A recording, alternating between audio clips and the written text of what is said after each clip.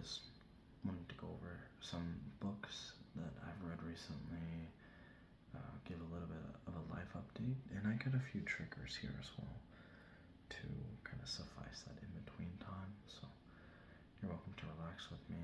Uh, you're welcome to comment, and we can talk about books. I'm super interested in them, and more books, and reading more. So, absolutely. Let's get going. The first book I will be showing is called They Both Die at the End. They Both Die at the End. I got this book at a time that I was honestly just a little bored. I won't lie. I went to Walmart and just found this book, thought it was interesting, and it was such an interesting book. I thought that the idea of it was very interesting, the whole death cast, and I won't spoil anything, but it was a very interesting book, very interesting to read, and I was pretty impressed by it. Excuse me. There's a prequel that I am very excited for, and I gotta get my hands on that. Very interesting book, and I love the art here. You can see that. I know it might be backwards, but you're looking at kind of that Grim Reaper almost, right? Two guys there, so beautiful, beautiful book, and I thought Mr. Silver did Silvera, I'm not too sure, but did a fantastic job with this book. About your last days, last 24 hours, and living that day to the fullest, or maybe you don't, and maybe finding relationships. I think this book can be used for a lot of things going on in the world, relationships and love and friendships, commitments, and truthfully, how much time do we have left? How I saw a phrase. Doing a research project on cheetahs and conservation efforts, and I saw a term in one of the textbooks I was reading, and it said the social mediaification. Interesting. So I kind of think about that with this book. The social mediaification of dying, of loss, of hardship, and how that's, there's pros and cons to how that's being received now and being presented. I found that super interesting. Let's read. On September 5th, a little after midnight. Oh.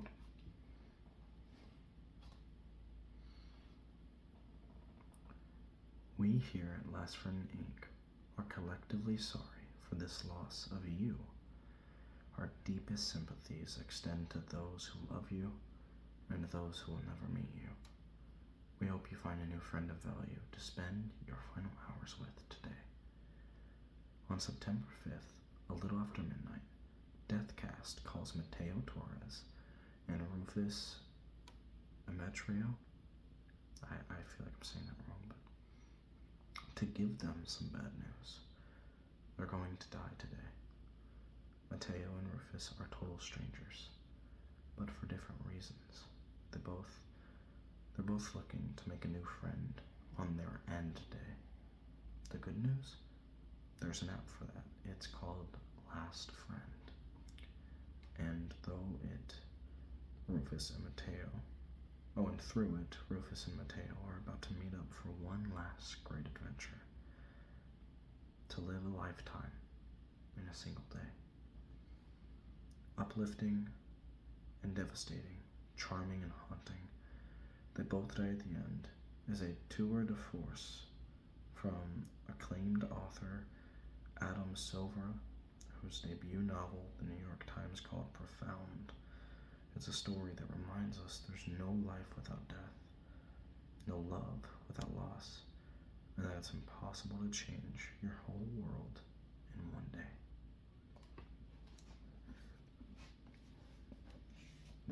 at the end. If you have read this or are interested, leave a comment below. Let me know what you think.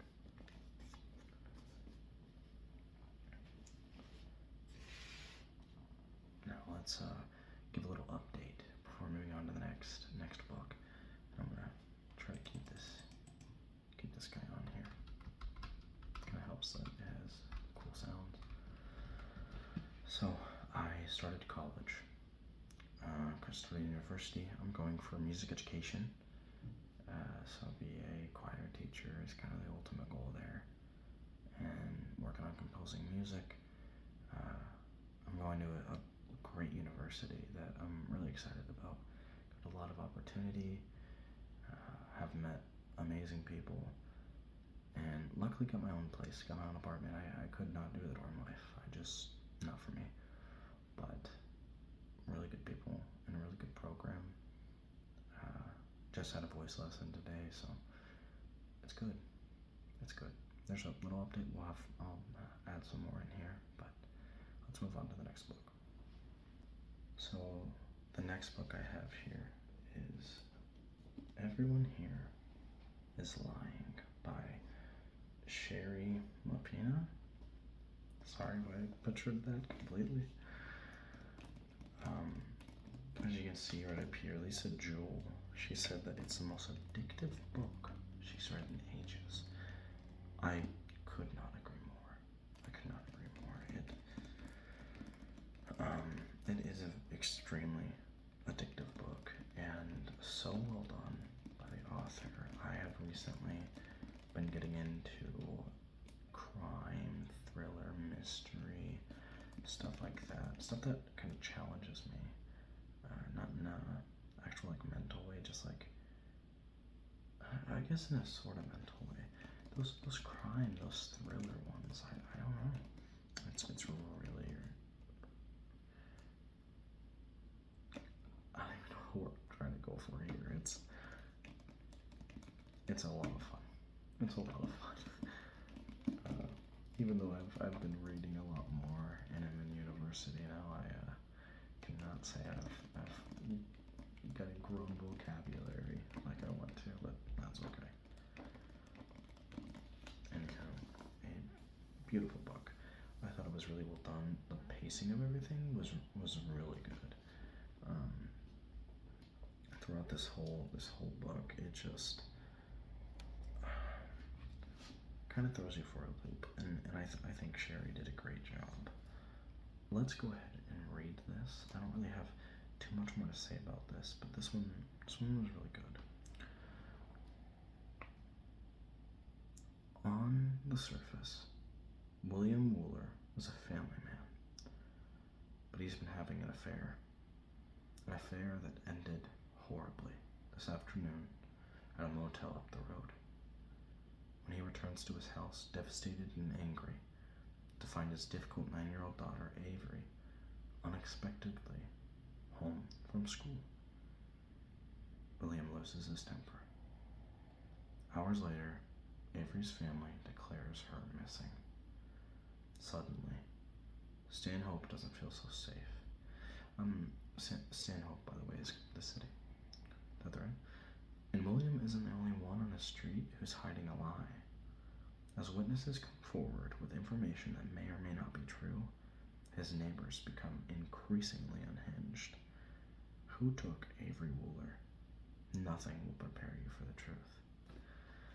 It is a very, very, very interesting book. And here, I'm just going to hold this up again. I'll just hold this up again. It is a very, very interesting book. And the author just did such a good job. And I wasn't really sure like where it was leading to, where the next steps would be. I tried to be like my mom. My mom is super good at all that stuff, especially when it comes to movies or books. She's like, oh, this is how it's going to end. I am not, and I wish I was. Maybe I just need to read more to be able to do that, but either way, fantastic book. Fantastic. I'm going to go ahead and get on with this little brush here. This little brush makes really good sounds.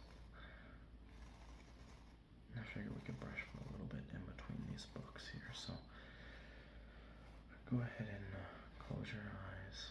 It'll be a little bit soft up against your face, and we'll take care of you, okay? So go ahead and close your eyes. Close your eyes. Close your eyes. Close. It's good. Just gonna brush here. Just gonna be guiding. Just gonna be guiding that brush.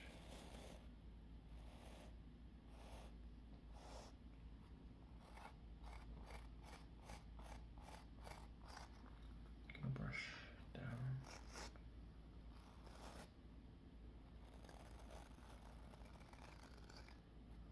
Good. Let's brush the wrong way.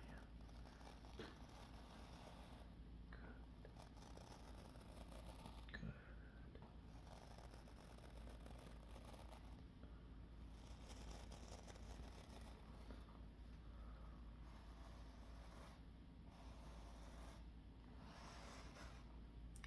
Let's see if we can get it over here for you.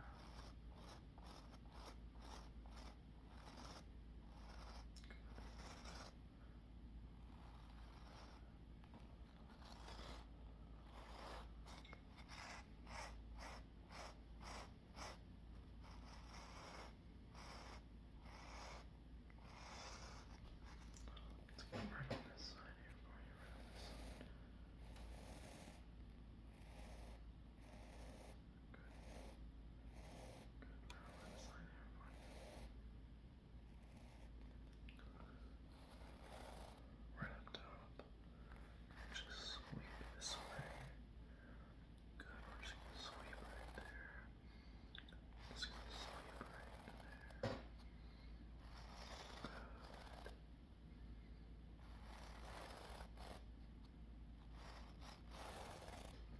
We'll sweep the other way.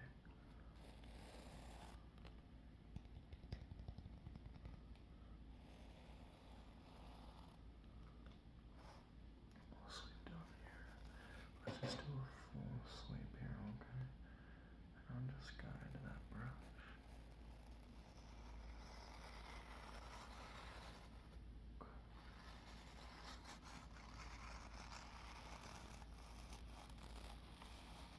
Let's do it again.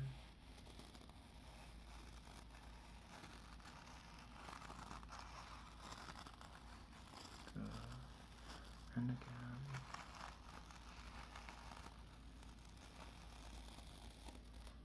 Great. Okay, let's set this guy down. And let's move on to our next book.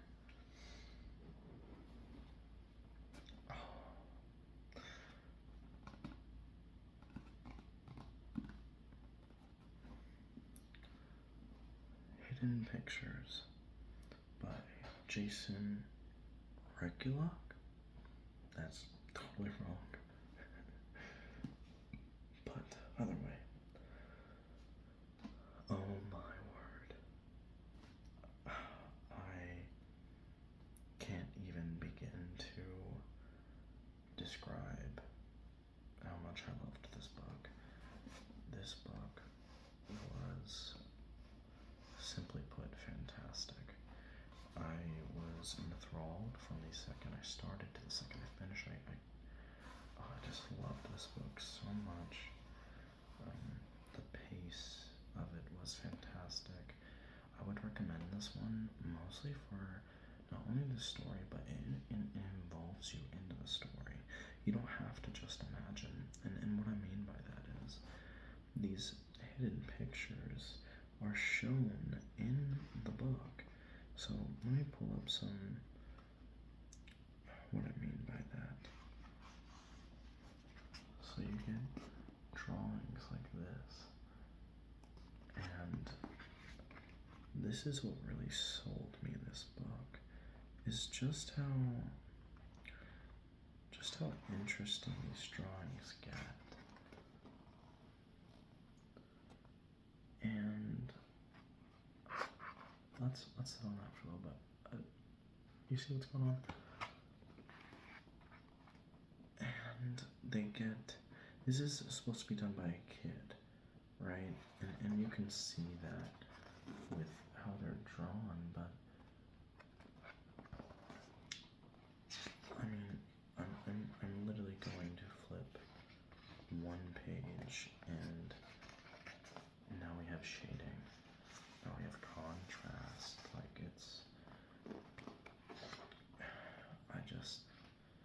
I'm in awe. One page, again, one more page, and they get increasingly better and better. And I think the drawings here are just fantastic. I truly do. I mean, look at these. Look at that.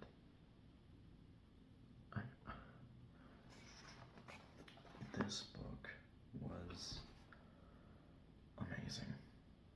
Amazing, and took me on a beautiful ride. And there was so many shifts and changes. He wrote for so many different characters in this one, and I always ended up wondering, like, where is this gonna go? What is this leading to? I was blown away. I was blown away. The author did a fantastic job. I can't say more about this book. I cannot say more about this book. I just loved it so very much. Let's go ahead and read this real quick. Mallory Quinn is fresh out of rehab when she takes a job babysitting Ted and Caroline Maxwell's 5-year-old son, Teddy. She immediately bonds with this sweet boy, who is never without his sketchbook. His drawings are the usual fare: trees, rabbits, balloons. But one day, he draws something different: a man dragging a woman's lifeless body. Then his stick figures evolve into increasingly sophisticated sketches depicting one disturbing scene after another. Is Teddy troubled? Or is he channeling forces he cannot possibly understand? Knowing just how crazy it all sounds, Mallory must decipher the images and save Teddy before it's too late. Hidden Pictures, folks. It is amazing. Really enjoyed this one. Let's give a quick little life update. So, just to let you know, I did have a video recently. I will probably delete it off my YouTube channel, but so I have been with this woman. I'm not really sure how to say this. I've been with this woman for about 4 years, and I won't say her name or anything like that.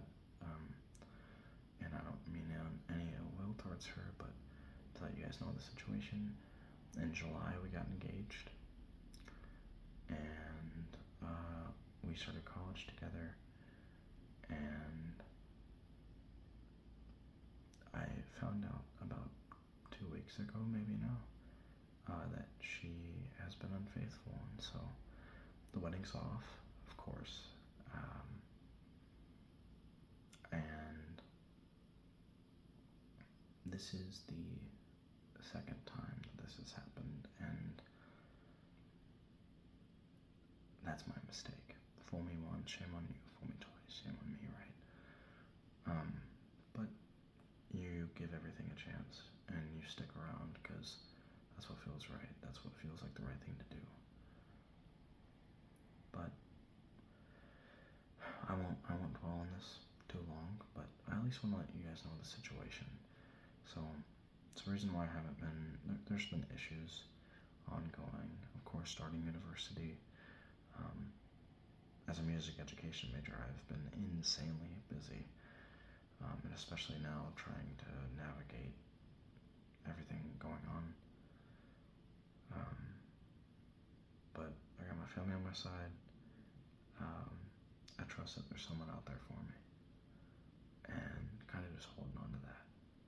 So, got a lot of mental work to do, but man, I need to do ASMR.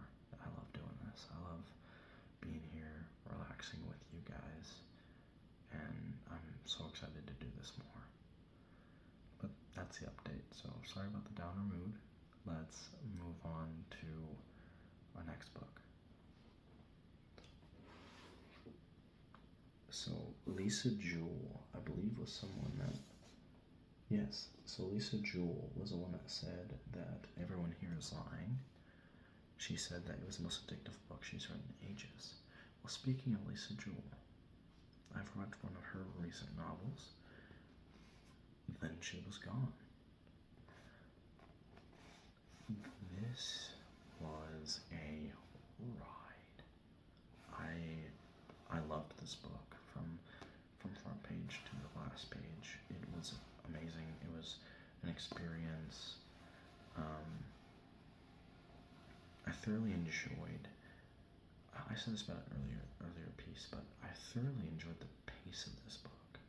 I thought everything moved very chronologically, like everything made sense. It was a very smooth. It wasn't all over the place. It was a very, very nice read. It was good to kind of jump into a different world, and you know, it is.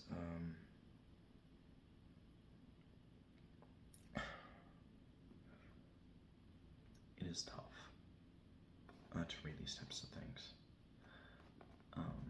You kind of know what's going on, right?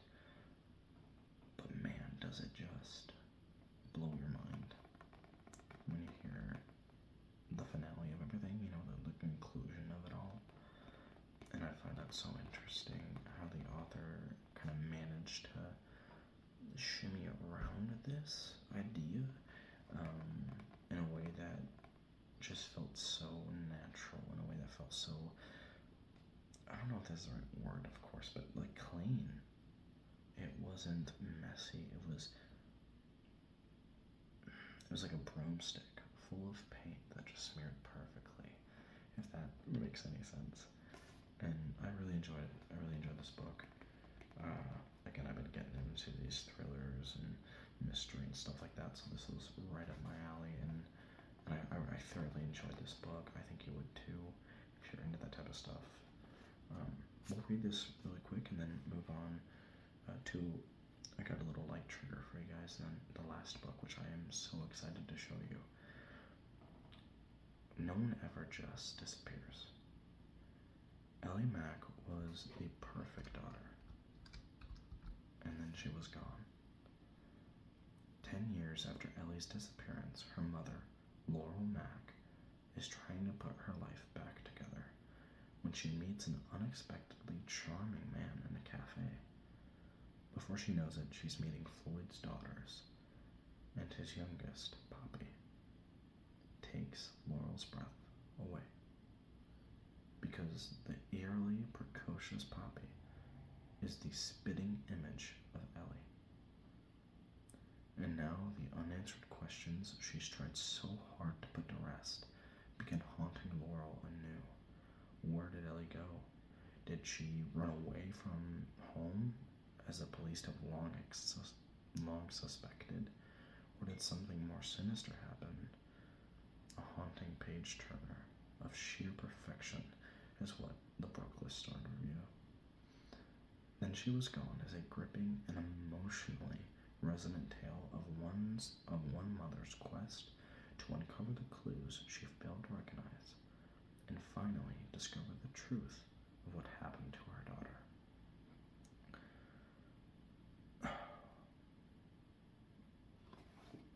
I could not recommend this more. It was so good. It was so good. Yeah. Give this guy a read, because this, again, you feel like you know what's going to happen, and then just takes you on a whole different adventure. I love that. I love that the author did that. I thought she did a great job. Definitely need to read more of her books. Alright, so I got a new fancy light. So you guys have seen this one before? this purple light, this very light purple light. You guys have seen this before. It's been a little bit of a staple on my channel, right? And I've always wanted one like this, a little bit kind of still bright but pointed. This guy looks like very neat. So I'm gonna pop this guy on here. Okay, so it's gonna be bright, so beware. Very bright, and will fade out. And it's just direct. This is from one of my favorite ASMR artists, the Laughing Heart ASMR. He has a direct, indirect, and I'm pretty sure that's what he says. Either way, it is so tingly. He just comes up and he goes. Okay. Direct.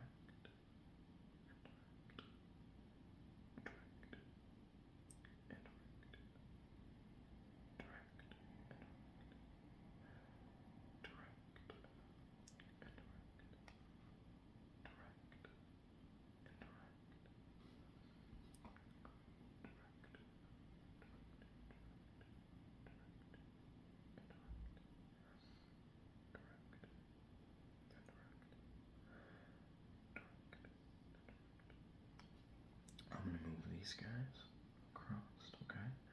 I want you to follow the purple light for me. Follow the purple light for me, okay? I just want you to follow the purple light. Good. Follow the purple light. Let me switch hands here. I'll make it a little bit easier. Follow the purple light. Follow the purple light. Good. Good job. Good job. Oh man, I miss doing this. I miss giving you guys eye exams and such. Direct, indirect, direct, indirect, direct, indirect. This guy, love this light. It's just so perfect.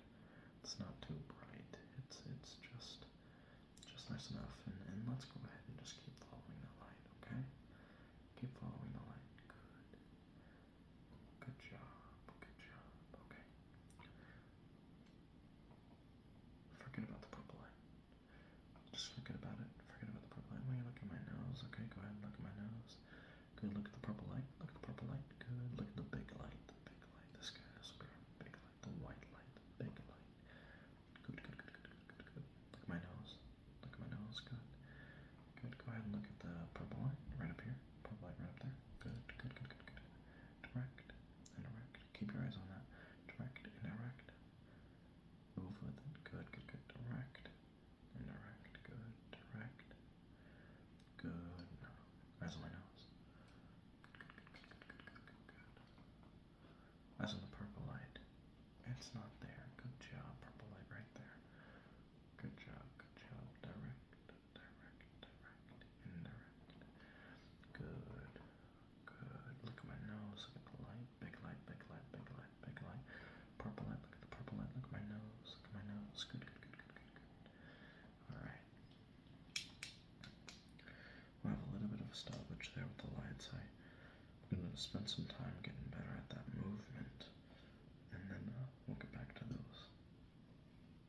Now, the last book is kind of the reason I wanted to show you all these. It is, simply put, one of my favorite books of all time, and it is so good. It is fantastic. It's heartbreaking, gut-wrenching. I've heard mixed reviews on it being truthful, it being not truthful. Either way, it destroyed me.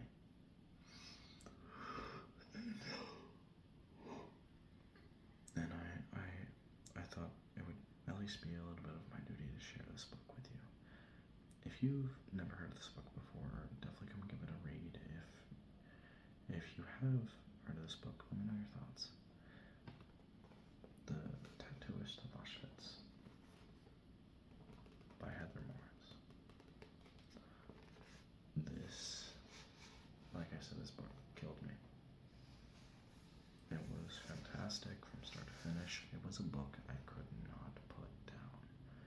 I was invested in the love, the relationship, the horror, and that's kind of weird to say, but I think it is important to find that balance. And the balance I'm talking about is find the balance of enjoyment while also understanding and learning about how awful these things were that these people had to go through, what these things are. I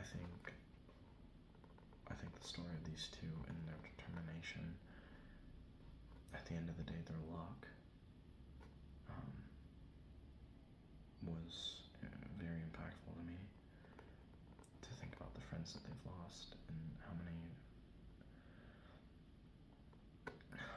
people we lost. Personally, it's devastating. But I think there's a beautiful story from it. I think there is a lot of things that we could take away from this book here. So I definitely recommend you give this a read. I love that the pages have a different size, if you will, different length, and so it kind of feels like how would I put that? A notebook, maybe, and just toss some pages together. The pages themselves, I'm sure it's just regular paper, but it feels different. I don't know. Heather Morris did a fantastic job.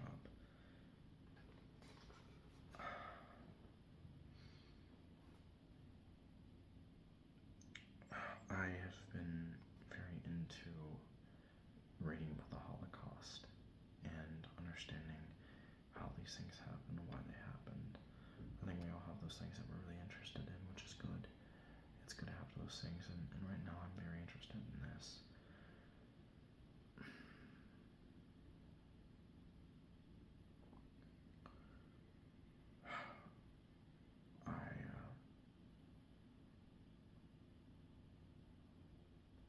I cannot say enough about this. Truthfully,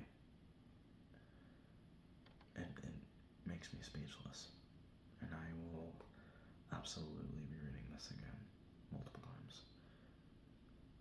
I'm looking at a quote here from Lael, who was male in this story, and he says, "I tattooed her name on her left hand, and she tattooed her number in my heart." I tattooed her, excuse me, it kind of resets everything. That's not a name. I tattooed her number, because they had numbers. Their number was their name, right? But I tattooed her number on her left hand, and she tattooed her number in my heart. Beautiful. Let's read this real quick. And I will 100% probably butcher the name, so I apologize about that. In April 1942, Leo Sokolov was a Slovakian Jew. He is forcibly transported to the concentration camps at Auschwitz-Birkenau. When his captors discover that he speaks several languages, he is put to work as a tattoover. That sounds French. Tattoover. It's the German word for tattooist. Tasked with permanently marking his fellow prisoners. So because he speaks these multiple languages, he has to be the tattoo artist at Auschwitz. Imprisoned for more than 2.5 years, Leo witnesses horrific atrocities and barbarianism, but also incredible acts of bravery and compassion. Risking his own life, he uses his privileged position to exchange jewels and money from murdered Jews for food to keep his fellow prisoners alive. One day in July 1942, Leo, prisoner 32407, comforts a trembling young woman waiting in line to have the number 34 902 tattooed onto her arm. Her name is Gita. Maybe it's Gita. And in that first encounter, Layla vows to somehow survive the camp and marry her.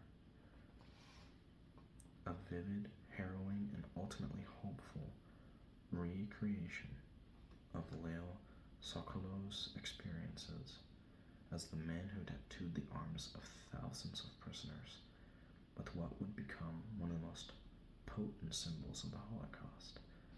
The tattooist of Auschwitz is also a testament to the endurance of love and humanity under the darkest possible conditions. The Tattooist of Auschwitz is immediately one of my favorite books. I highly recommend to anyone willing or wanting to read it.